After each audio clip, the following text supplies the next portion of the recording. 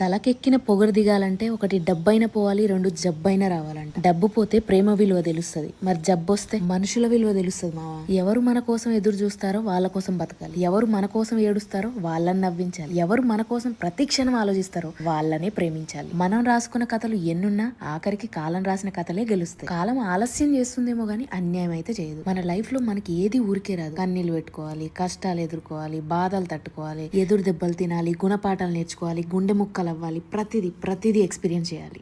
జీవితం మనల్ని ఏడిపించడానికి 100 కారణాలు వెతికితే మన దగ్గర నవ్వడానికి 1000 కారణాలు ఉన్నాయని చూపించగలగాలి. మనకు ఒక చిన్న బాధ 100 సంతోషాలను దూరం చేస్తుంది, కానీ మన దగ్గర 1000 సంతోషాలున్నా ఆ ఒక్క చిన్న బాధను దూరం చేయలేదు. లైఫ్ లో బాధలు కామనే మావా, కానీ డామినేషన్ కూడా బాధదేనా? అలా ఎలా కుదురుద్ది? నేను ఒప్పుకోను, మీరు కూడా ఒప్పుకోవద్దు. అందుకే మన మాటలు, మన పనులు ఇతరులను సంతోష పెట్టేలా ఉండాలి, బాధ పెట్టేలా కాదు. మీరు ఎన్నైనా చెప్పండి మావా, అన్ని దానాల కన్నా గొప్పదానం నిదానమే. ఎస్, కోపంతో ఉన్నోడు కొట్టినట్టు మాట్లాడతాడు, మంచివాడు మర్యాదిచ్చి మాట్లాడతాడు, మరి జ్ఞానం ఉన్నోడు ఏం మాట్లాడాలన్నా ఆలోచించి మాట్లాడతాడు. నిజానికి మన మాట మనిషి మనసును మార్చేస్తుంది మావా. చలో.